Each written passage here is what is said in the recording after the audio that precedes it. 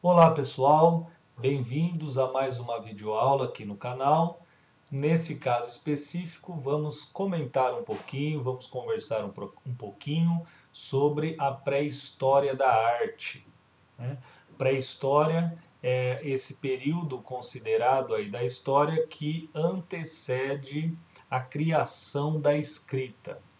Bom, essa nossa aula será bem sucinta, bem resumida.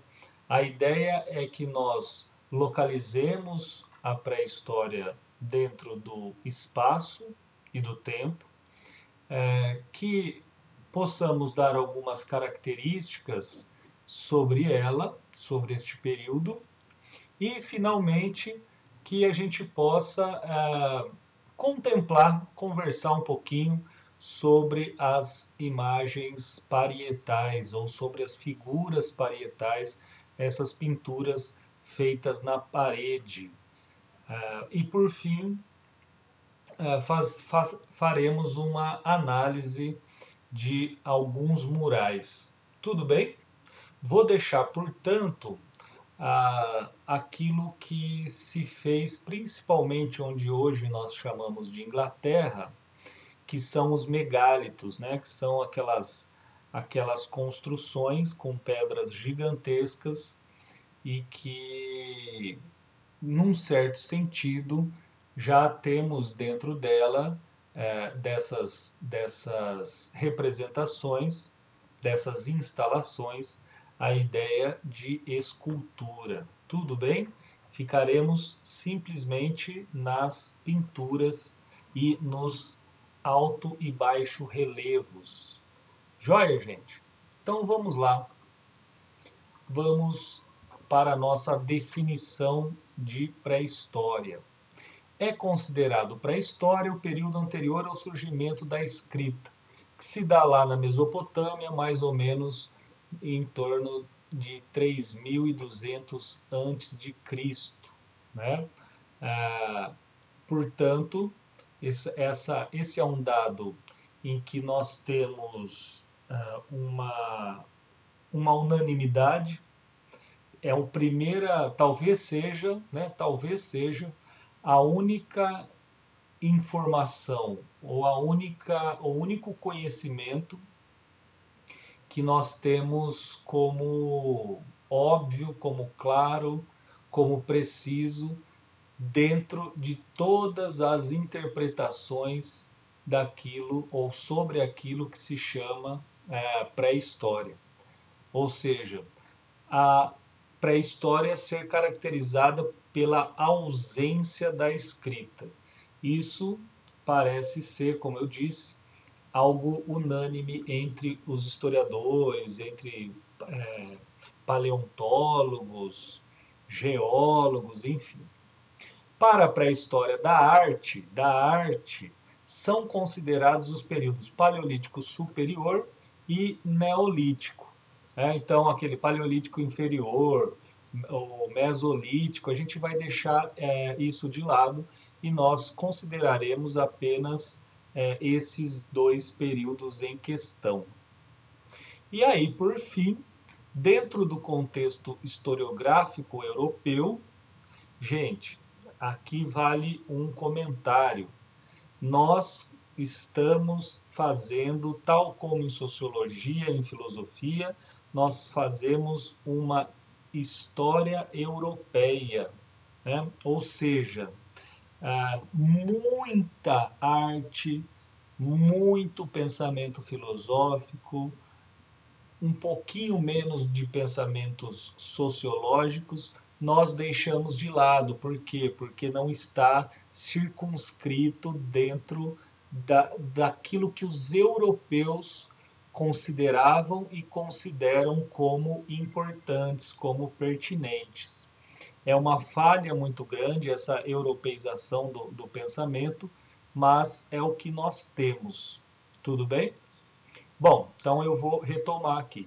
Dentro do contexto historiográfico europeu, os três maiores exemplos de obras ou de arte pré-histórica estão na França, em Lascaux, na Espanha, especificamente em Altamira, e no Brasil você tem a Pedra do Ingá, você tem também aí a Campina Grande, e temos próximo de nós aqui, em Itirapina também, há lá um sítio arqueológico, certo? Muito bem. O que nós podemos falar sobre a história da arte, né? Qual o significado da arte dentro da pré-história?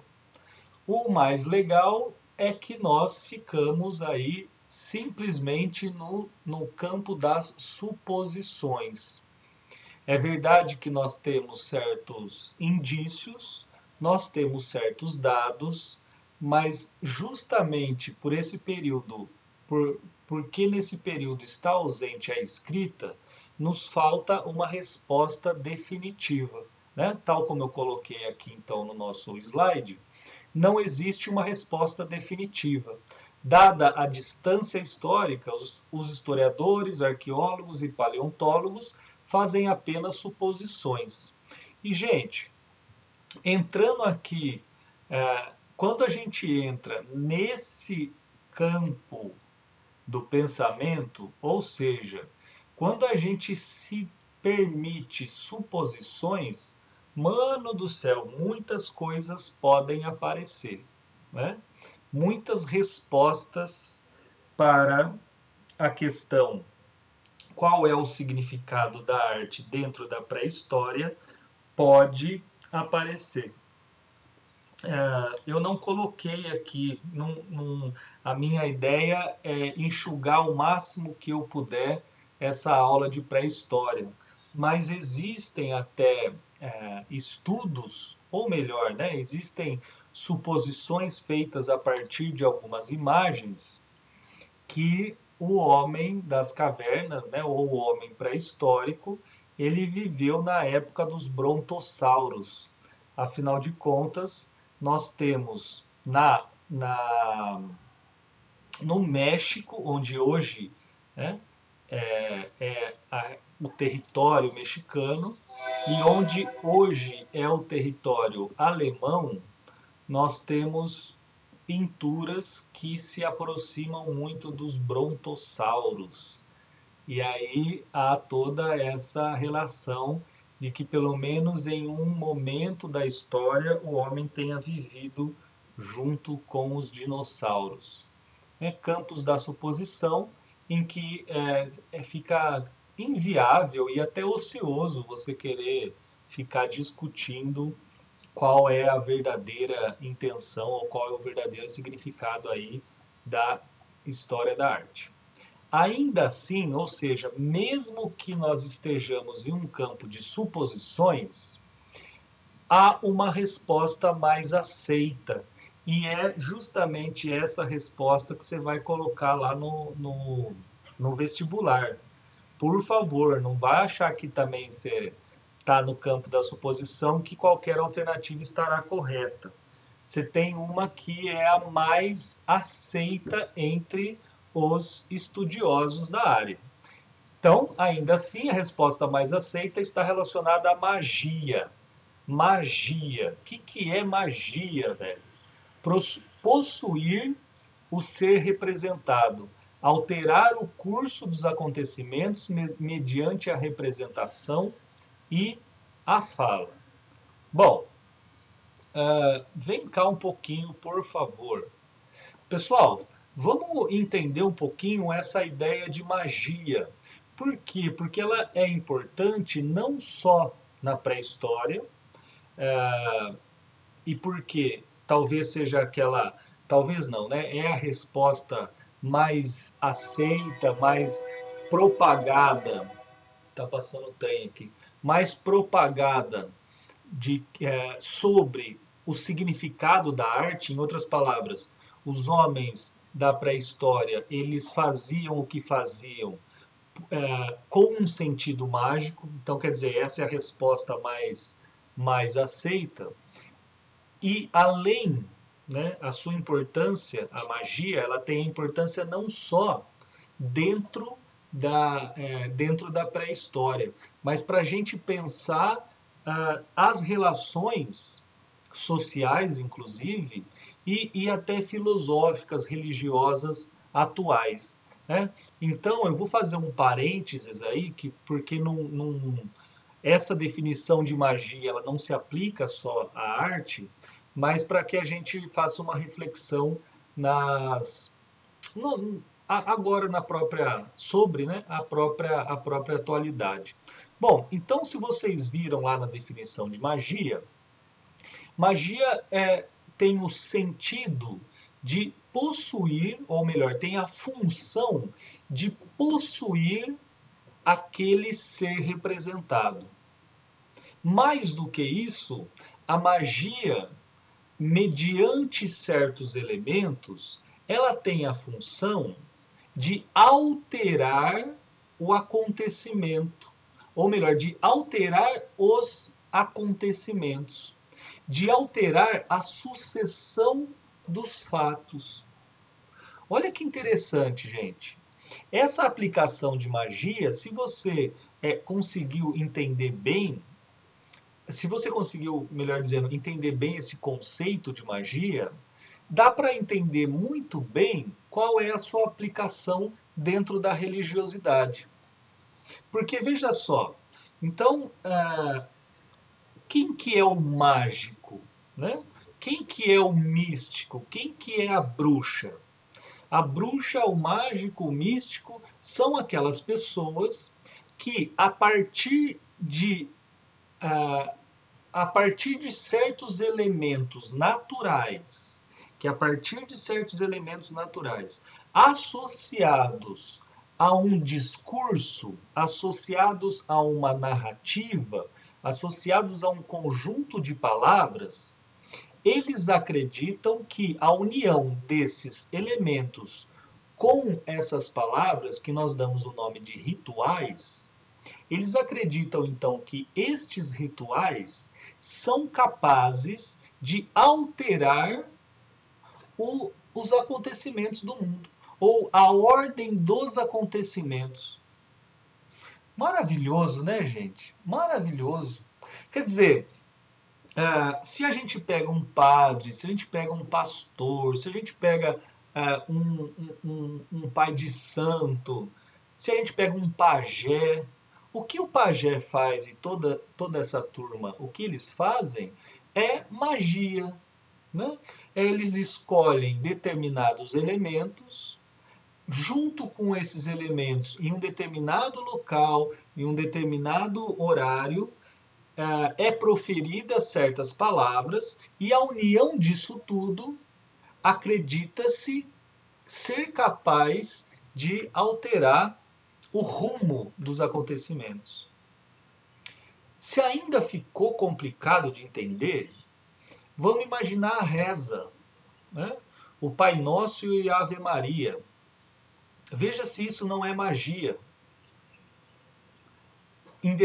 Se você é crente, né? Se você é aquele sujeito que crê em Deus, se você ou em qualquer divindade, se você é crente, você vai lá e acredita que, mediante aquelas palavras,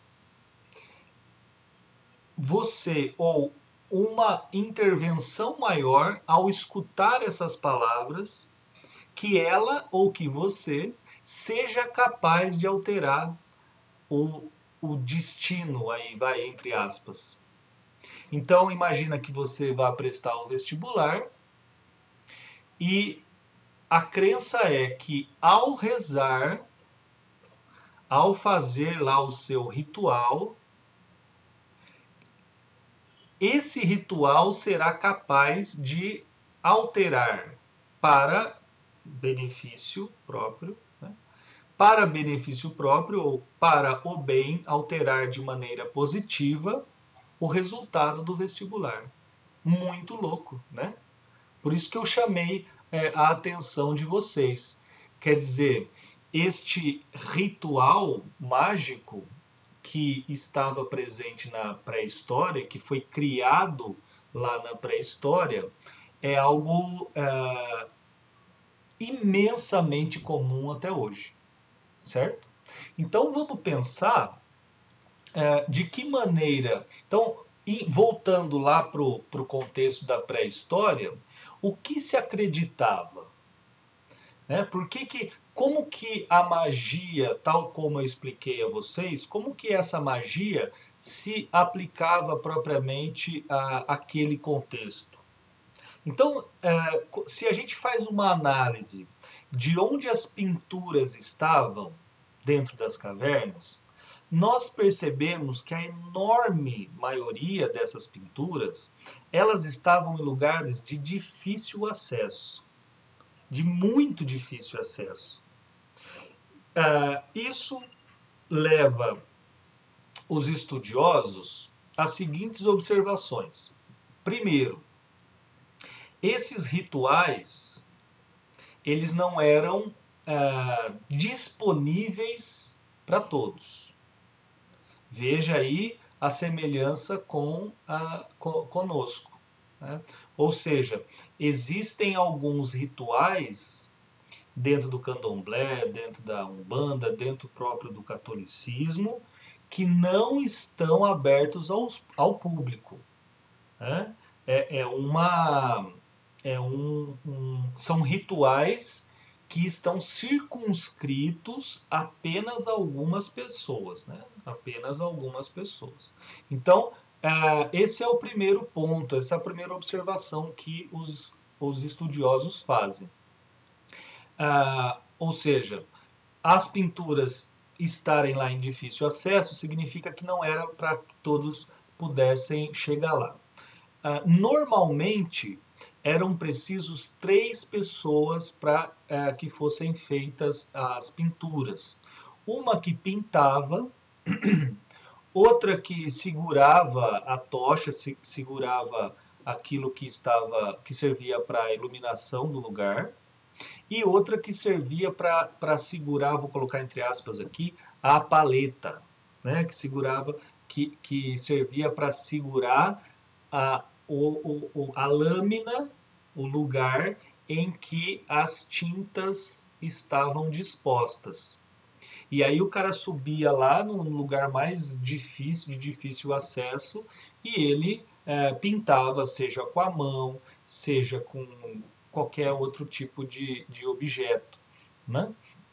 Lembrando que se fazia as pinturas, a gente está falando das pinturas propriamente, então o carvão, a ferrugem, né? A ferrugem significa a própria oxidação das pedras, né? Em lugares úmidos, era possível pegar aquelas fuligens que ia saindo lá e pintar. Em casos raros, sangue, né? Se misturava isso com gordura, se misturava isso com banha, para ter uma duração um pouquinho maior. Então, a magia aplicada aí, o que significava? Eu ia lá, eu fazia esse desenho e na intenção de que esse desenho possibilitasse a vinda real ou o aparecimento real do animal em que do animal representado. Porque convenhamos, vivíamos em um lugar muito inóspito, dificílimo acesso à comida. Se eu representasse, a crença pelo menos era essa, né? Ao desenhar um bisão, com este ritual, eu acreditava estar mudando os fenômenos naturais. Eu acreditava estar alterando o curso normal das coisas. Em outras palavras, se eu não pintasse, o bisão não apareceria. Se eu pintasse, ele apareceria. Ah, professor, mas será que não vem ao caso? O que vem ao caso é a crença. Uma vez feito o ritual, né, a fé, uma vez feito o ritual, irá aparecer este bisão. Quando? Sei lá, mas vai. melhor fazer isso do que não fazer, porque ao não fazer, ou ao deixar de fazer, o bisão não aparece. Tanto é interessante, gente, essa interpretação, que existem algumas pinturas em que você tem, por exemplo, você tem lá um bisão, e quase que em cima desse bisão você tem outro. E quase que em cima você tem outro. Normalmente não. Normalmente você tem as figuras bem espalhadas ao longo lá vamos dizer assim, do quadro, né? Daquela região em que elas foram pintadas. Por quê? Qual que é a explicação que os estudiosos dão? Esses lugares em que você tem um bisão quase que em cima do outro, um boi, sei lá, quase que em cima de outro, um animal quase que em cima do outro, significa que funcionou. Olha que louco, né? Então o cara foi lá, então lá as pessoas foram lá, elas pintaram e a magia deu certo. A magia deu certo, eles foram lá e pintaram de novo. A magia deu certo, eles pintaram de novo. Infelizmente, nós não temos muitos exemplos assim. Né? Por quê? Porque era muito difícil que aparecesse, vamos colocar assim, no inverno, com 10 graus negativos, era muito improvável que aparecesse um bisão na porta da caverna. Né? Porém, é, poderia acontecer. Né? Poderia acontecer. De novo, eu chamo a atenção para vocês se não é exatamente o que nós fazemos. Você vai lá e acende uma vela, reza o Pai Nosso, Ave Maria.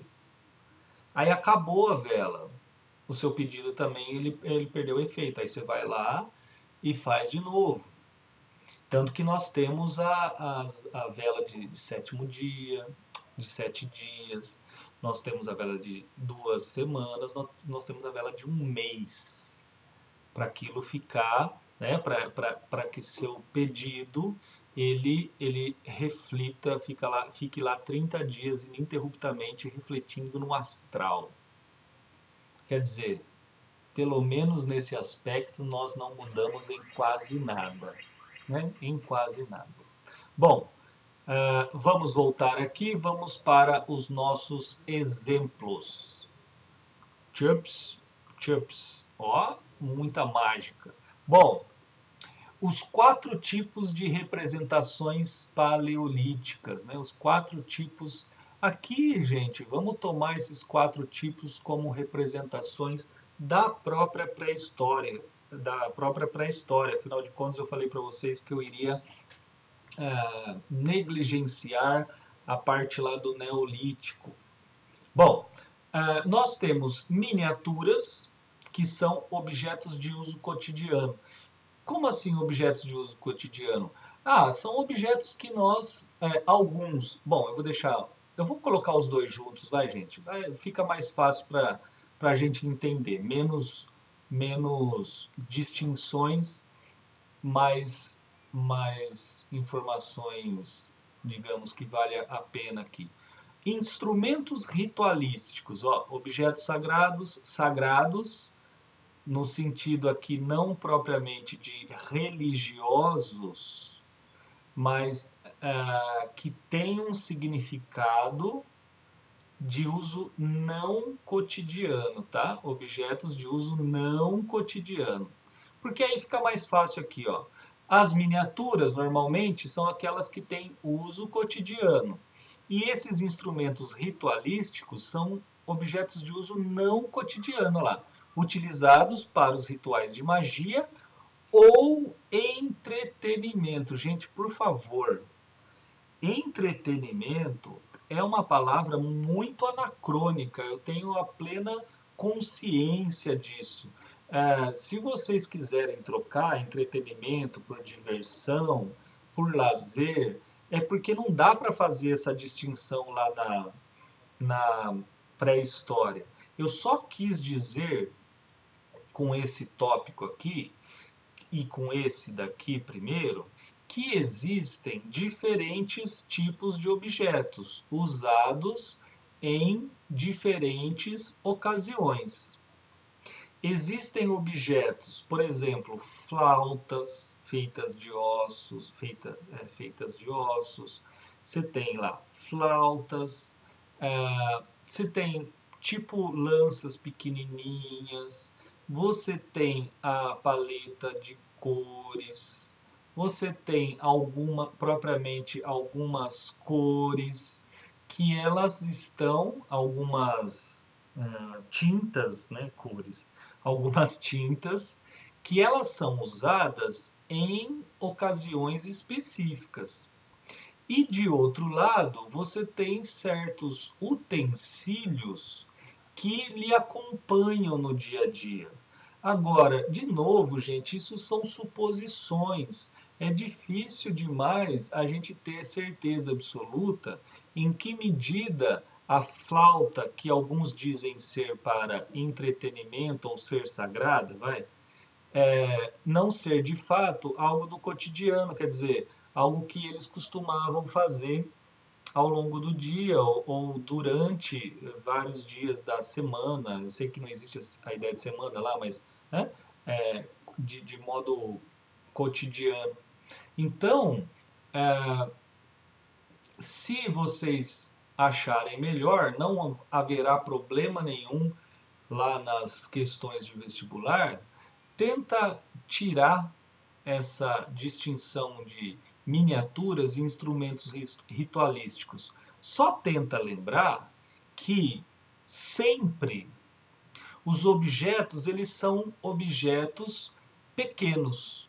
Por quê? Porque as pessoas eram nômades. Porque não dava para elas ficarem carregando estátuas de um lado para o outro. Então, a hora que a gente olhar para a Vênus de Willendorf, que é a mais famosa, vocês verão que que é um objeto super pequenininho, né? Que é uma mocinha, uma mulherzinha gordinha, super pequenininha. Vamos lá, então. Você tem as pinturas parietais. Pinturas parietais é o nome técnico para dizer pinturas feitas nas paredes, tá?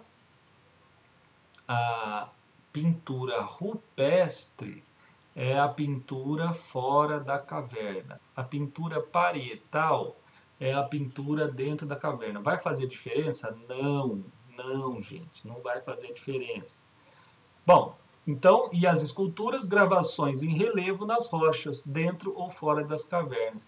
Alguns estudiosos, eles, ao invés de dizerem esculturas, eles colocam murais, porque normalmente eles são feitos fora da caverna, em relevo, que dá a ideia de murais. Os murais de grafite que nós temos hoje, por exemplo. Tá? É uma comparação aí que é possível de ser feita. Bom, então vamos lá aos nossos exemplos. Olha lá a Vênus de Willendorf. Gente, super pequenininha, cabe no nosso bolso. Tem de 10 a 12 centímetros essa estatuazinha. Aí você pergunta, mas espera aí, claramente essa estátua, o jeito dela ser desse jeito, gordinha, com um peitão, com a barrigona bem saliente, com as ancas, né, bem pronunciadas, isso daqui não é miniatura de uso cotidiano, isso daqui é sagrado, é ritualístico. Então, velho, é o que eu acabei de falar para vocês. Esqueçam esses mimimi, essas distinções muito grandes, a menos que você vá futuramente para uma faculdade de arte, né? Que eu acredito não ser a intenção de vocês. Bom, vamos analisar um pouquinho essa Vênus. Vênus, lembrando, é sempre o nome dado, né, a estátuas femininas. A Vênus de Milo é aquela mais famosa, mas a Vênus de Milo ela é grega, né? Por favor. Essa aqui é a Vênus de Willendorf, encontrada na região de Willendorf, claro. Bom, ó, ela não tem rosto. Ela não tem rosto, portanto, ela não tem personalidade. O que eu estou querendo dizer com isso? Ela não é uma mulher específica. Ela representa a mulher, a fêmea, aquela que dá a luz, aquela que sustenta. O fato dela não ter, portanto, o rosto, né, não ter uma personalidade. Não por acaso, gente, quando faz a censura, né, de alguém, o que se censura, o que se deixa de mostrar? Os olhos. Né? Os olhos é um caráter distintivo aí da personalidade. No caso, a nossa Vênus, ela não tem nenhum traço da face próprio. Por quê? Porque ela representa todas as mulheres. Bom, detalhes interessantes e explícitos. Olha o tamanho dos seios, né? Ela nutre, ela é a nutriz, é aquela que dá o sustento. A região da barriga, olha só como ela é gordinha. Mas as pessoas eram assim, não, isso aqui é fartura, né? Normalmente as pessoas eram magras, super magras, corpos atléticos no máximo. Reza a lenda, também não sabemos até onde isso é verdade ou não, mas a média de vida ela se dava em torno de 24 anos. 24 anos no ambiente do ambiente que estamos falando, era praticamente impossível alguém acumular esse tanto de gordura. Né? A nossa Vênus de Willendorf, sim, é o ideal feminino. Seios fartos, a barriga bem pronunciada, né? Fartura, a chirulipa bem à mostra, né? Então, quer dizer, é por onde sai a vida, é ela quem dá a vida. As ancas extremamente largas, extremamente pronunciadas. Se pensarmos com a nossa mentalidade, afinal de contas nós não temos nada escrito, ainda a crença de que ancas largas facilitam o parto, ela estava presente desde a pré-história. Né? Vocês já devem ter ouvido falar isso em algum lugar, em algum momento na vida de vocês. Ancas largas, mulheres bundudas, com as ancas bem pronunciadas aqui, têm maior facilidade para parir. Por que isso é importante? Porque nós não tínhamos cesarianas, não eram feitas cesáreas nessa época, claro. Hoje não tem problema, você pode ser bem magrinha e ter um filhão enorme, que está tudo certo. E o último ponto que eu chamo a atenção de vocês é a ausência de braço, a ausência de braços. Esses braços não é que eles tinham e se perderam, tais como os da Vênus de Milo. Né? Vênus de Milo a gente vê só o busto propriamente dela, e porque os braços se quebraram. No caso aqui, elas não têm braços.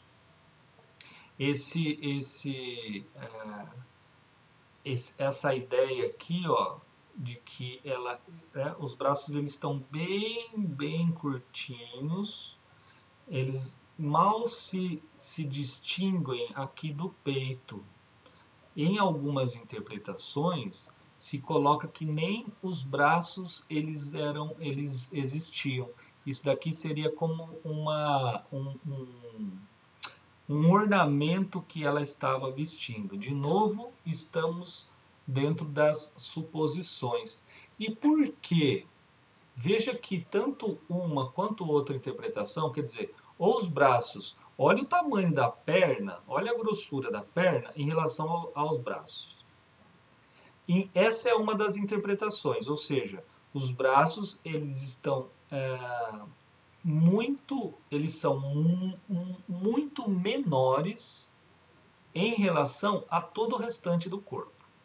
E outra interpretação também viável, e eu diria que é a mais aceita, é que ela não é feita de braços, ela não tem os braços. Por que isso? Porque a ideia é que a mulher ela não trabalha. O ideal lógico de mulher é esse que não trabalha. Por quê? Porque ela já faz o mais importante, que é dar a vida, que é trazer a luz, que é nutrir a todos. Certo?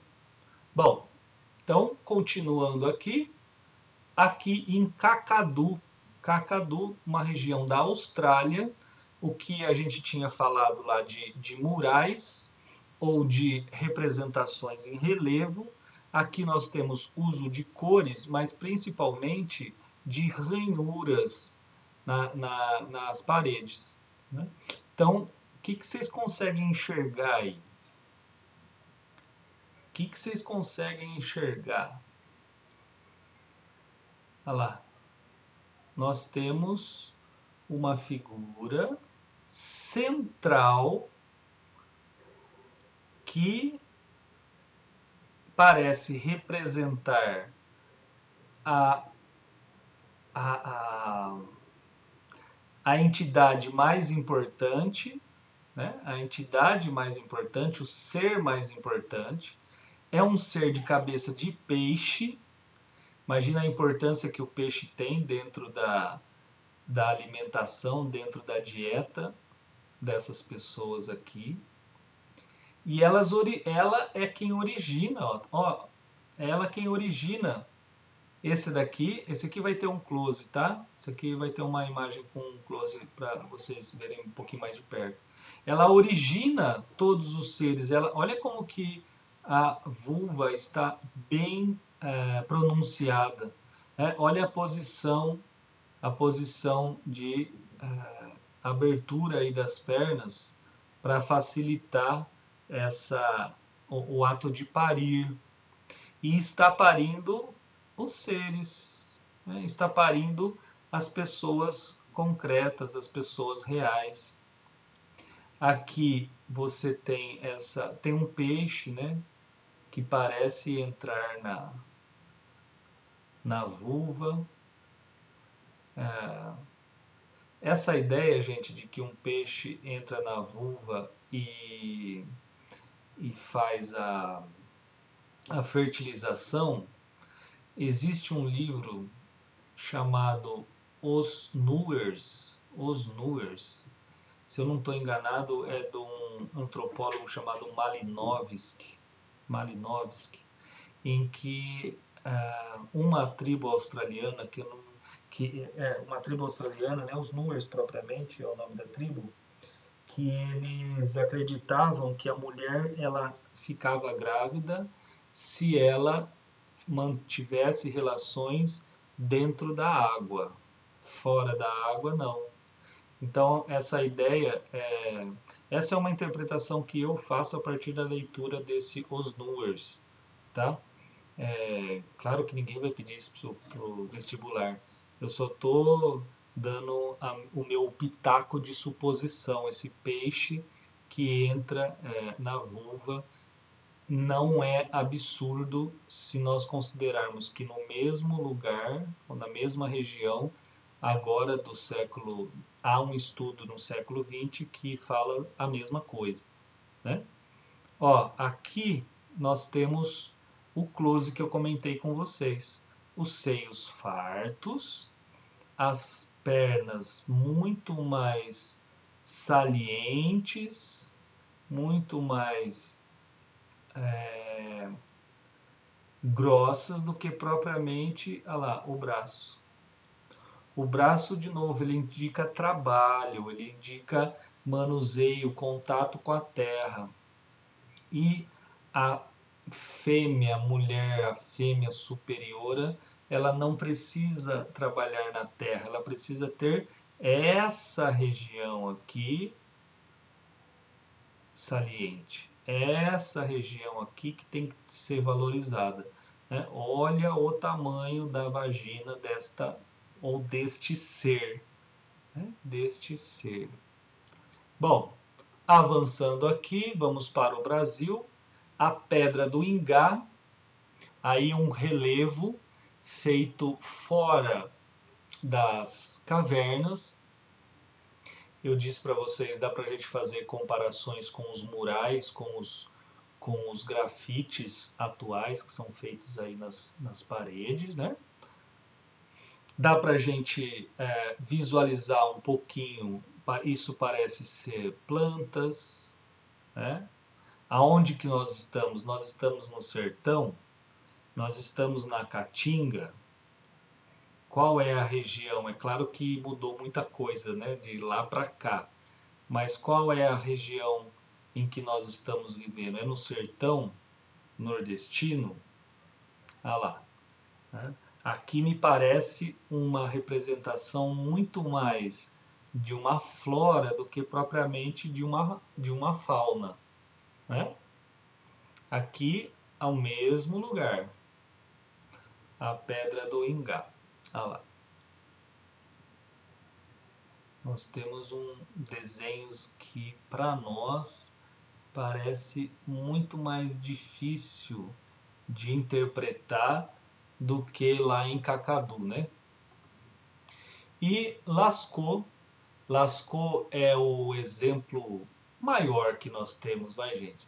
Esteticamente maior, é isso que eu quero dizer. Né?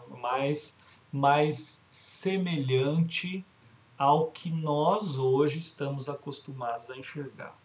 Moçada, vocês têm noção de que esse desenho foi feito por homens, por recentes Homo sapiens?